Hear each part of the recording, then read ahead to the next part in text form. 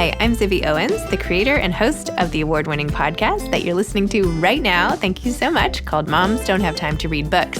It is a daily podcast, 365 days a year, and each day we talk to an author about all of the things related to their career, their book, their life, and more in 30 minutes or less, because who has time?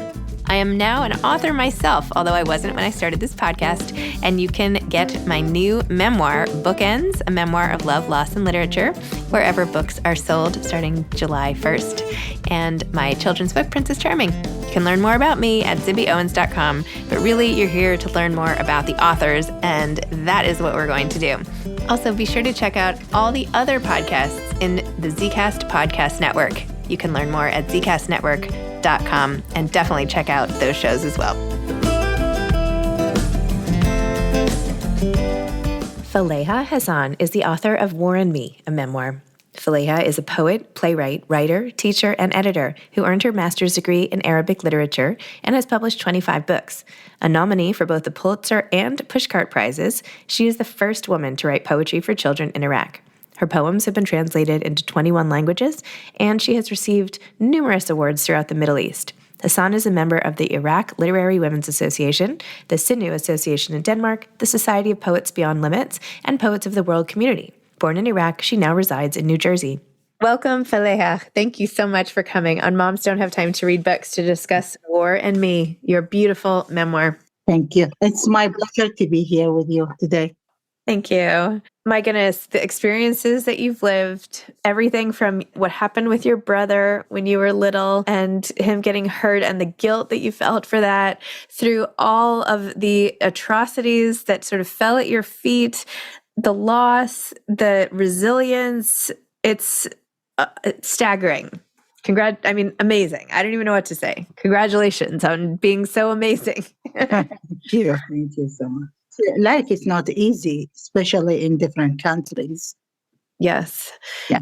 So you have become this sensation out of Iraq for writing through, even though you're risking your life to do so, writing about all of the things going on and telling it like it is. What was it inside you that made you start writing when all of the things around you were just falling apart? While poetry comes easily to me, I have long time dreaming about write a detailed memoir about the war, because I was a witness on this war. I lived maybe 3 wars: the Iraqi-Iran war, the Kuwait-Iraq war, and then the injustice blockade that lasts for 12 years. And this is also, for me, it's war, because you're fighting for every day for your food. Because in war, there is enemy. Sometimes we can't fight it because we are not soldiers. Even this war lasts for 8 years, and it's like affect everyone. She doesn't care if it's like we are innocent people, we are not soldiers, but this war affects women, kids, older people, everyone. And it lasts for 8 years. But the blockade, it destroys our community, because everyone now talking about, looking for the day he can live without being need something. For me, like I did work so many different jobs. Let's see, I was a teacher, and also I was, as you read in my book, I was, typing all these master degree, PhD degree, and that's hurt my fingers, because I type almost every day when I come home, even when I was studying for my master degree. And some people, especially the young men, they start new jobs. One of these unusual jobs, they start to sell the dumb blood in the hospital, in the black market, just to survive the day. Because imagine that it's like how many, I don't know how they measure the blood, but how much he can sell this blood just to survive the day he will live. And also we start, and this blockade doesn't end until 2003. After that, we get some amnesty, justice salary. Because before that, everyone, every employee, like especially in government, and we include as a teachers, as a government job, because we don't have a special school back there in my time, just public schools. All salaries for teachers is a 3,000 Iraqi dinar. That's meaning $2. And that's monthly. And when you are a teacher, you can't apply for different job. You can't. And if the government know that, you get punished by going to the jail, or they release you from your job. There's so many rules. That's why all teachers stay in the same position and in same jobs. All doctors still same jobs. All lawyers still same. No one can change his career to go to try another. Wow. Faleeha, how do you go about every day in your life? And now you live in New Jersey, right? And live like a normal life in New Jersey, carrying all of this with you. How do you get up and live the day and not be in your mind about all of the stuff in the past? How do you live for the day? First of all, I have I have issue with sleeping. Every time if I sleep, let's see, if I sleep every day, I will sleep for 4 hours, 5 hours, 2 hours sometimes. And that's not enough. But when I wake up and during this sleeping, I have nightmares, different nightmares about the war. Because in my mind, I still there. Mm-hmm. That's why when I write, the war is control my writing. Mm-hmm. Even if I like to write about love, like the poem, I starting with love, something, and then the poem gets her way, and she took me to the war zone. That's why I can write pure poems about love or about peaceful, because I didn't live with peaceful. Now, yes, I live in peaceful, but it's not that pure. I can't, because all my memory and my childhood, and even when I was a teenage and young adult, I was living in a war. Mm-hmm. Right now, I try my best to be another woman, but that's not easy. I can't just take my soul off and start again, establish my life. Maybe that can my kids do it because they don't have these bad memories I have.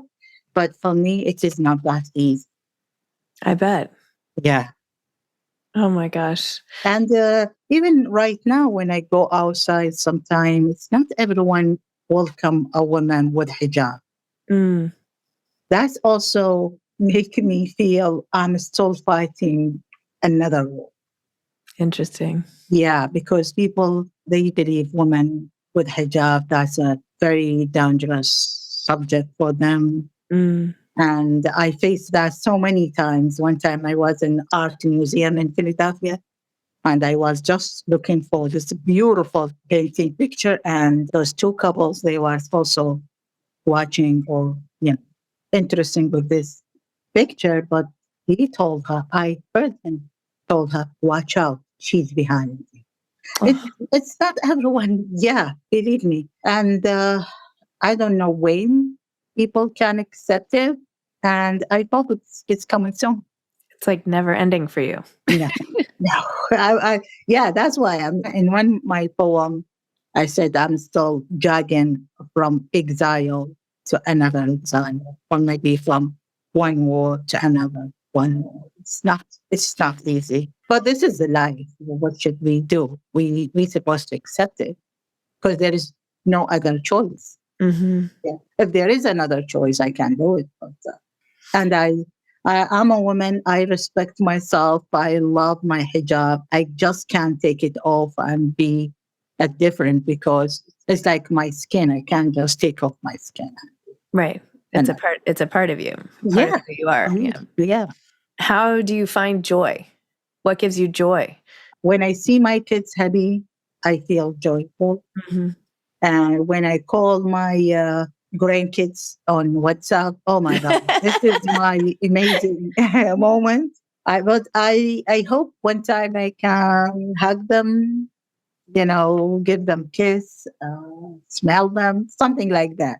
But also when I write, poetry, Mm-hmm. I feel joy. And when I see movies, especially movies about another cultures, it's not just fantasy movie. I don't like fantasy movie. I like movies based on real story, but with different culture. Mm-hmm. That's me give me joy because now with all these details, I can bear myself and my life with another people's life. And I will talk to myself. It's very difficult for me, but they live it. And I have some difficulty in my life, but they can't. In this moment, I feel joy. Wow. And how do you feel about all of the praise and the accolades and awards? I mean, a nominee for the Pulitzer and the Pushcart prizes. That's really amazing. I mean, that's amazing. Yes, especially Pulitzer Prize. It was like a dream because they don't accept translation. They don't accept any book come to them with a translation. Maybe Pushcart they accept it, but with the Pulitzer it's so difficult. When I said I'm going to write this book in my English language, the language I taught myself by myself, and it was very challenging for me.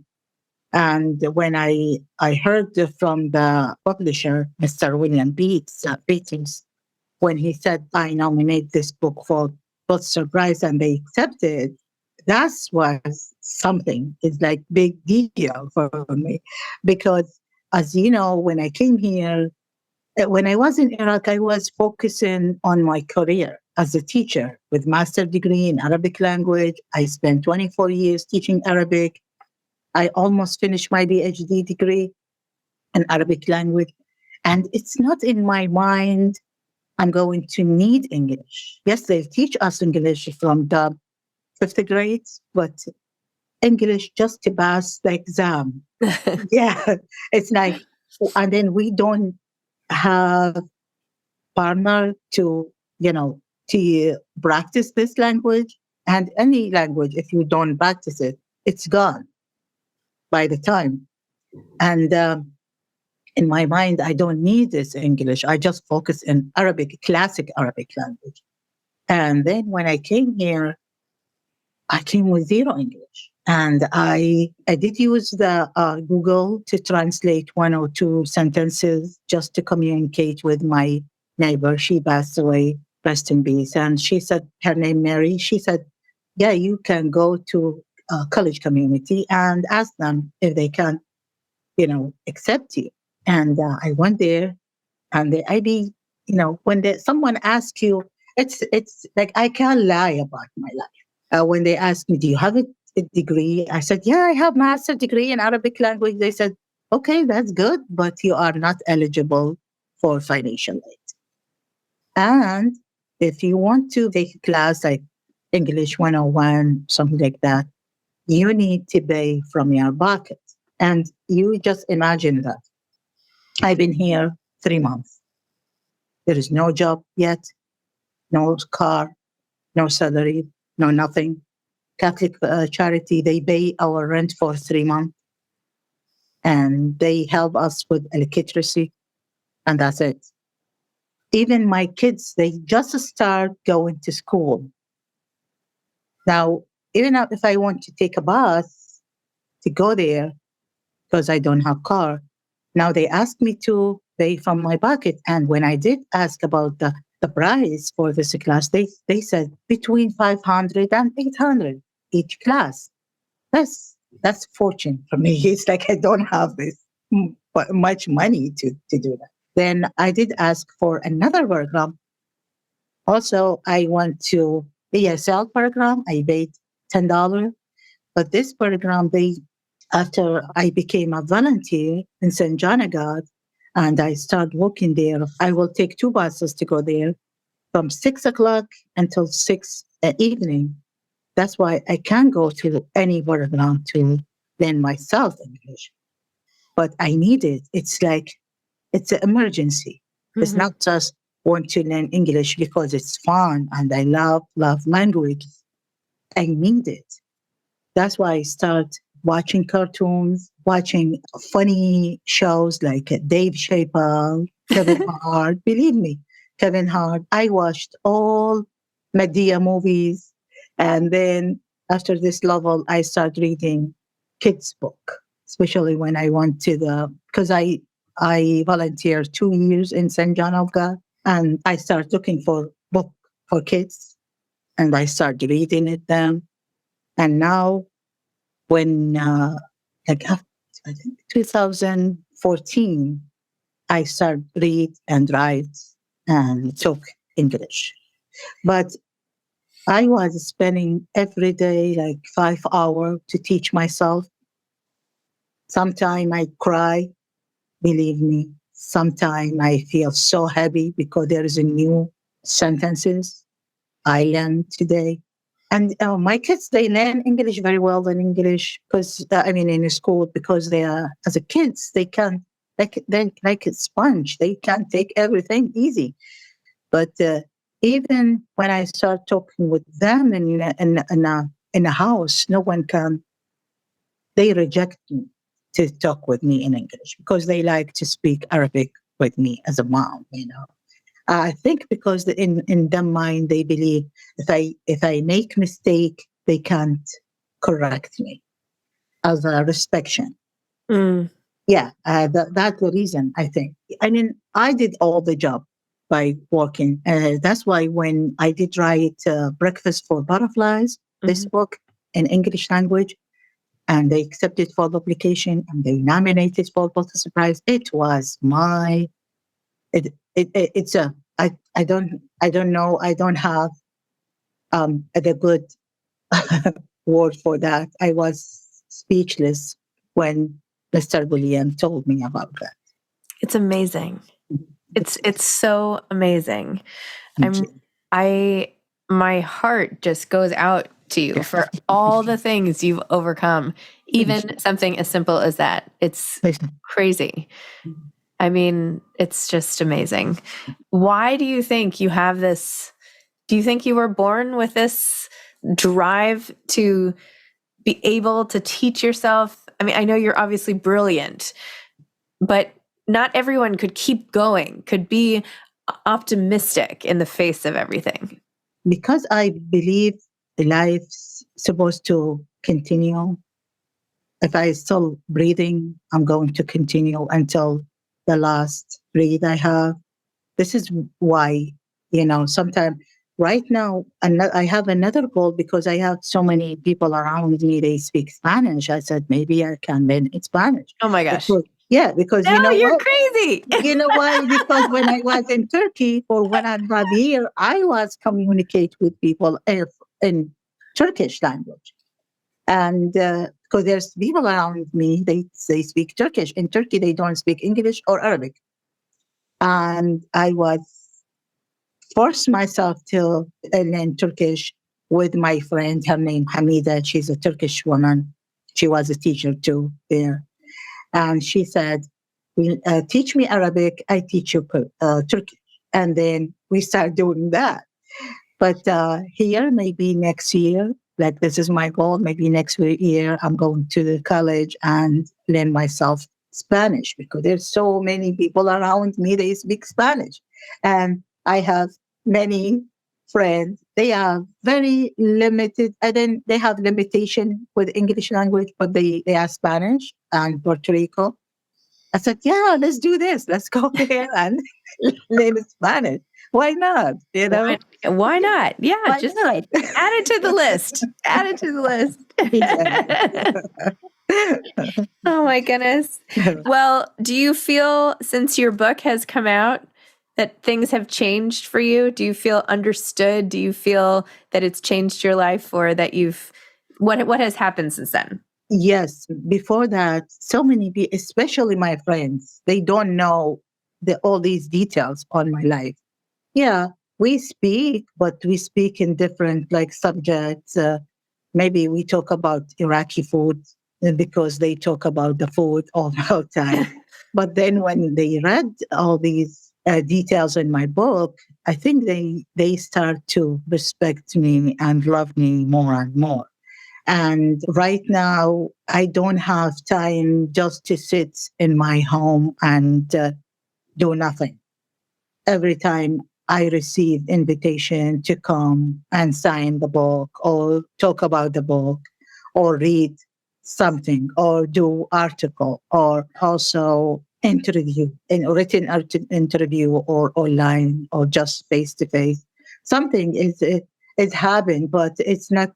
And I think this book will last for so many years here in America and in different countries because it's recalled for very harsh subjects, or it's not easy to live. And when you see a surviving people talking about them life in this moment, you will interesting to read more and more and to see them, to talk to them because they telling the truth. Because so many in wars, there's so many hidden evils. The writer must write about them. And then maybe the rulers will wake up one time and think 1,000 times before they start any war.